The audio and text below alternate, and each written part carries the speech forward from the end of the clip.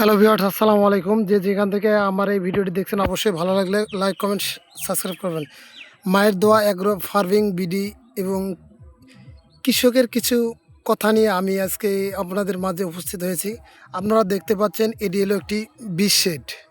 বীজ শেডটা হলো যে এখানে যে শীতকালীন সবজি বেগুন চাষ করার জন্য যে বেগুনের বীজ রোপণ করা বা আপনারা গ্রামে বলেন যে পুলি ফালানো, এখানে কিভাবে পরিচর্যা করা হয় এবং কিভাবে ফালানো হয় সে বিষয় নিয়ে আলোচনা করব। আপনারা দেখতে পাচ্ছেন যে বীজ শেটের উপরে এবং চারাগুলোর উপরে কিভাবে পলিথিন দেওয়া আছে। এখানে কিছু উপকারী দিক আছে।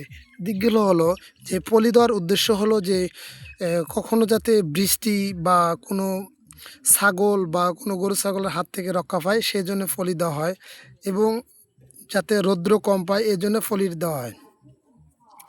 ফলি দিলে অনেক ধরনের মানে ক্ষতিকারক হাত থেকে রক্ষা পাওয়া যায়।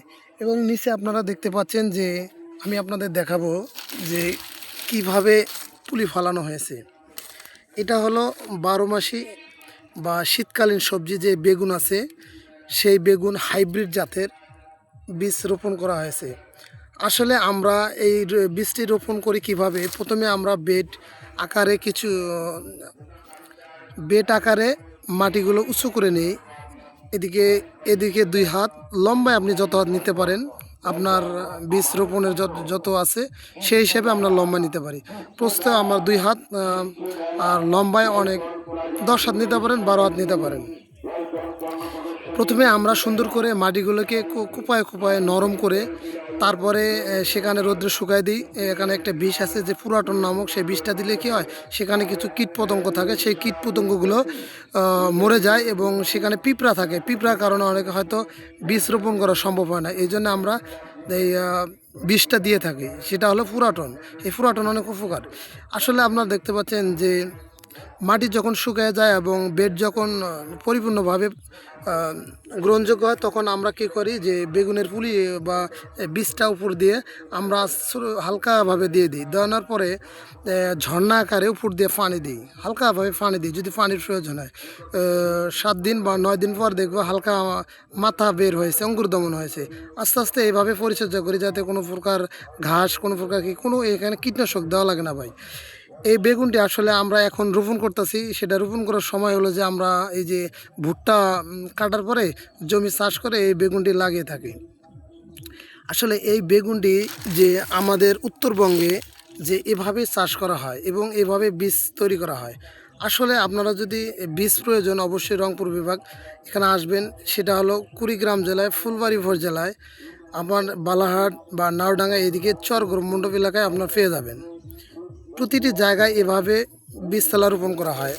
এই বীজ আমরা আসলে কিভাবে লাগিয়ে থাকি সেটা আপনাদেরকে দেখাবো। এই যে এটা হলো বেগুন ক্ষেত, এখানে বেগুন লাগানো হয়েছে। দেখেন এখানে ক্ষেতে অবশ্যই ঘাসও হয়েছে। আপনাদের দেখায় যে একটা একটা একটা বীজ লাগানো হয়েছে, ওই একটা গাছ লাগানো হয়েছে, একটা গাছ লাগানো হয়েছে এই এক্সট্রে। আসলে এই বীজটি লাগানোর উদ্দেশ্য, প্রথমে আপনাদের জমিটি চাষ করে নিতে হবে বা কোনো কিছু দেওয়ার প্রয়োজন হয় না, এমনি শুধু চাষ করে ঘাসটা মারার জন্য ওষুধ দেওয়া হয়। এবং গাছ লাগানোর নিয়ম হলো যে লম্বায় 2 ফিট, লম্বায় 2 ফিট, প্রশস্ত 2 ফিট, মানে প্রশস্ত লেন্থে 2 ফিট করে সুন্দর করে স্কোয়ার করে 4টে গাছ লাগানো হয়। এই দেখ লম্বা সারি কীভাবে, প্রস্থ আমাদের হাতের মাপে যদি দেই যে 2 ফুট, এদিকে 2 ফুট লম্বায় আপনারা যত দিতে পারেন। এই যে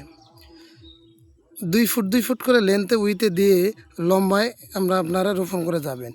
পরে কিছুদিন পর দেখবেন ঘাস হবে, এটি আপনারা পরিচর্যা করবেন। এভাবে আমরা বেগুন চাষ করে থাকি। এখন হয়তো বৃষ্টির কারণে অনেক ঘাস হয়েছে, হয়তো নিরানোর সময় পায়নি। এখন আমরা এখানে কামলা নিয়ে এই ঘাসগুলো পরিষ্কার করে দেবো। যদি খরা হয় তাহলে বেগুনের জন্য ভালো, কারণ বৃষ্টির কারণে তো এই জন্য আসলে আমরা এখন ঘাস পরিচর্যা করি না। আপনারা যদি এভাবে বেগুন চাষ করতে চান অবশ্যই আমার কমেন্টে জানাবেন। ধন্যবাদ সকলকে।